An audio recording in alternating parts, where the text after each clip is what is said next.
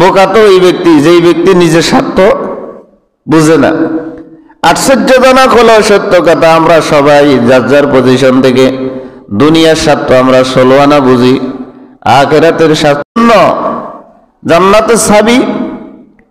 কেমন চাবি লই যাইতে হইব? তাহলে দাঁতওয়ালা চাবি নিতে হইলে আমল করতে হবে না, নামাজ পড়তে হবে না, হবে নি? আল্লাহর হুকুম মানতে হবে না, না মানলে অসুবিধা কি? নষ্ট চাবি নিয়ে জান্নাতের দরজায় যাইব।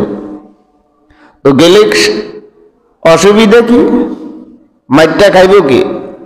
কথা কয় না। যারা আমল নষ্ট সেই তো মাইর খাইবে।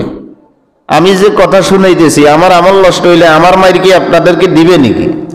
যার মাইর তারই খাইতে হইব। বোকা তো ওই ব্যক্তি যেই ব্যক্তি নিজের স্বার্থ বুঝে না। আশ্চর্যজনক হলো সত্য কথা, আমরা সবাই যার যার পজিশন থেকে দুনিয়ার স্বার্থ আমরা 16 আনা বুঝি, আখিরাতের স্বার্থের বেলায় আমরা 0 পয়েন্টে আছি, 0। আল্লাহ আমাদেরকে ওটাও বুঝার তৌফিক দান করুক। তাহলে ওয়াহাব ইবনে মুনাব্বি বলেন, কিয়ামতের ময়দানে সকল মুমিনদেরকে চাবি দেওয়া হবে। এই চাবি নিয়ে তারা জান্নাতের দরজা যাবে। অল্প সংখ্যক মুমিন জান্নাতের তালা খুলিয়া জান্নাতে প্রবেশ করতে পারবে। অধিকাংশ মুমিনের চাবির দাঁত না থাকার কারণে জাহান্নামে যাইবে। দীর্ঘ সময় জ্বলার পরে আল্লাহ পাক তাকে জান্নাত দিবেন। সুবহানাল্লাহ। তো আমরা বললাম, কিন্তু শাস্তি কেমন পাবে? আচ্ছা বলেন তো, এখানে যদি আমার নখগুলা উঠানো হয় হাত ফাও দিয়া, বান্দি আমার ফাও সব বান্দি, রশিদি টাইট করি বান্দি, আপনার ফ্লাস দিয়া নখগুলা উঠানো হয়, কিরকম লাগবে? যে ওয়াজ কি বার হইবনি মুখ দিয়ে? কথা কয় না, ওয়াজ বার হইবনি।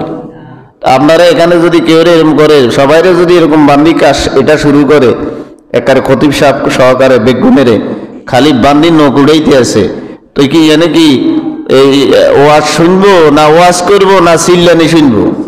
কে কাজ চিল্লানি শুনবো? শোনার মতো লোক এরকম হবে জাহান্নামে। যারা দাঁতগুলা নষ্ট করি ফেলাইতেছে, এই যে জুমার দিন, এখনকার জুমার দিন এখন গোসল করা হারাম, কথাও কয় না। এখন যেগুলো গোসল করে হারাম কাজ করে, এখন যেগুলো খেতে আছে হারাম কাজ করে, ওরে বুঝুন এটা কি করে? দলিল কি সূরা জুমা? তো এখন ওয়াজ এখন কি করি আইছি না, এখন কইছি না, তারপরেও কি আন্ডা কি এখন গোসল যেগুলো করে এখন নিজের স্বার্থে গোসল করেন না, কথা কয় না? এখন তো আরো আগে গোসল করি প্রস্তুতি ওই মসজিদে আইবের কথা, এখন তো নিজের স্বার্থে করেন, ফ্যামিলির স্বার্থে করছে। খেত খামারে যখন আছে এখন হোলা আইনেল্লা করেন না, তো তোর হোলা আইন কি তোরে টিয়াবে যে সময় হিটবো এ সময় কি তোর হোলা আইন কি ফেরেস্তাগুন কি ফেরেস্তাদের থেকে কি রটিয়া অথবা হাতুরা ইয়া লই কি তোরে সেভ করতে হারিব নি? কথা কয় না, হারিব সম্ভব? আর খতিব সাহেব যদি এরকম করতো হাতে হাতে রে হাতে মাইরে গুণ হাতে খাইতো না, খাইতো নি? কথা কয় না, অবুঝ অবুঝ খাইতো নি।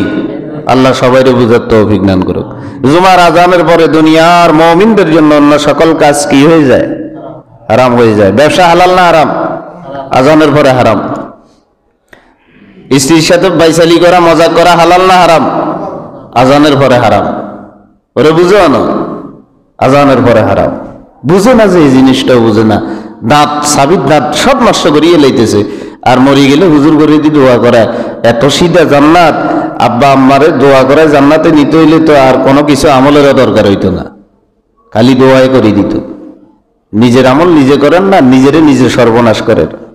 আর মরি গেলে দোয়া করাই কইব আর আব্বারে এত সিধানি জান্নাত। কত হুজুর গলায় হাদিস শুনাইছি না, কত হুজুর গল জান্নাতের হইলা কাতারে চলে যাইব কই উনাইছিনি, কথা কন না কা? শুনাইছিনি আপনাদেরকে। শহীদ আল্লাহ জাহান্নামে চলে যাবে, শুনাই নাই? আলেম আল্লাহ জাহান্নামে যাবে, শুনাই নাই? হাফেজ জাহান্নামে যাবে, শুনাই নাই? তো আপনারা হুয়ারিও যারা কোরআন হাদিস দিয়া রিসার্চ করে এটারাই জাহান্নামে যাইবে অনেকেই। আল্লাহ সবাইকে বুঝার তৌফিক দান করে।